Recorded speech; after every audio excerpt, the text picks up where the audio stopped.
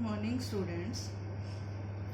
कल हमने वाक्य भेद रचना के आधार पर पढ़े। उसमें हमने सरल, संयुक्त और मिश्र वाक्य की पहचान करनी सीखी। आज हम उससे आगे पढ़ेंगे। वाक्य के दो अंग होते हैं। एक वाक्य जो है दो चीज़ों पर आधारित होता है, उद्देश्य और विधेय। मतलब कर्ता, उद्देश्य मतलब कर्ता और विधेय मतलब क्रिया। इन दो चीज़ों के बिना जो है वाक्य नहीं बन सकता। इसलिए एक क्वेश्चन हो सकता है कि वाक्य के कितने अंग होते हैं। वाक्य के दो अंग होते हैं, उद्देश्य और विधेय।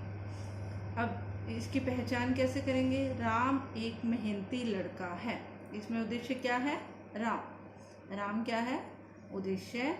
एक मेहनती लड़का है, वो क्या है? विधेय।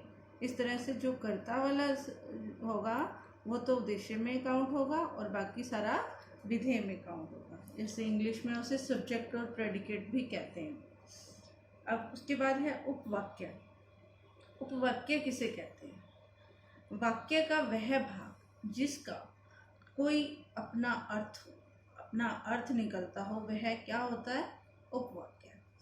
अब वाक्य में जो छोटे छोटे वाक्य बने होते हैं ना अलग अलग से, उसको ही उपवाक्य कहते हैं। जैसे माँ खाना बना रही है और पिताजी अखबार पढ़ रहे हैं। अब इसमें माँ खाना बना रही है एक उपवाक्य है, पिताजी अखबार पढ़ रहे हैं ये दूसरा उपवाक्य। मतलब उपवाक्यों के मेल से ये वाक्य एक पूरा वाक्य बना हुआ है। तो उपवाक्य की डेफिनेशन करनी है आपने और उपवाक्य की पहचान करनी है।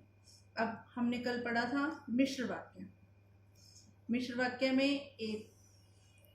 एक तो आश्रित उपवाक्य होता है और एक प्रधान उपवाक्य होता है। पढ़ा था ना कल बेटा आपने?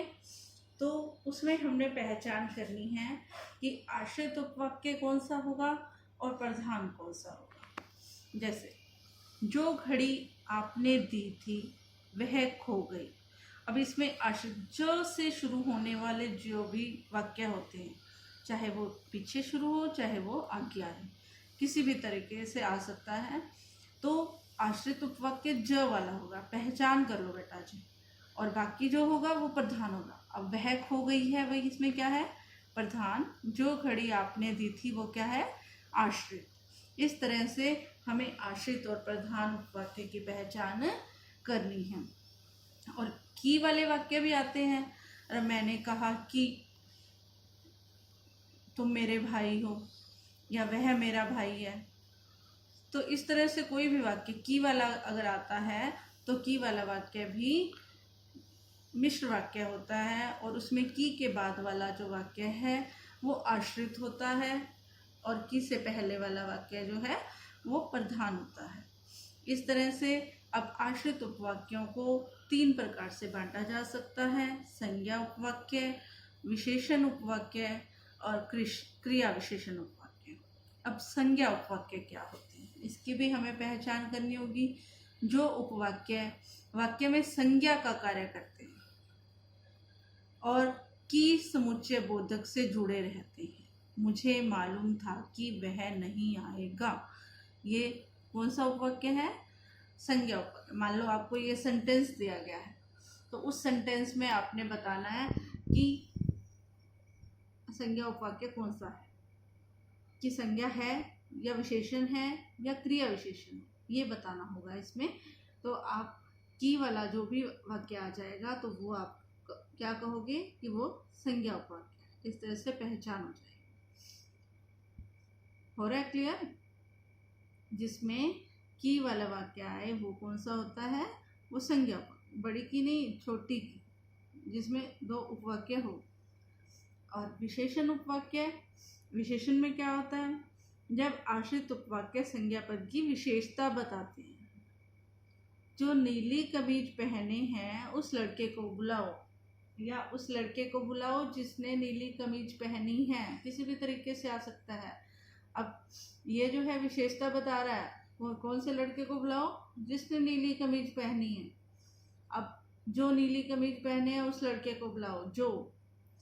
जो, जिसे, जिसने, जिसमें, जिन्हें, जिनको आदि जो भी वर्ड्स आएंगे सर्वनाम वर्ड्स आएंगे जो, जिसे, जिसने, जिसमें, जिन्हें, जिनको, ये सर्वनाम शब्द हैं। जब भी कोई सर्वनाम शब्द से ये वाक्य शुरू होता है या फिर बाद में आता है तो वो विशेषण उपवाक्य होगा। ये पहचान है। अब है क्रिया विशेषण उपवाक्य। जब आश्रित उपवाक्य प्रधान उपवाक्य की क्रिया की विशेषता बताते हैं। ये संज्ञा पद की विशेषता बताते हैं और क्रिया विशेषण जो है वो क्रियापद की विशेषता बताते हैं। जहाँ हम रहते हैं वहाँ एक तालाब है। जहाँ स्थानवाची है।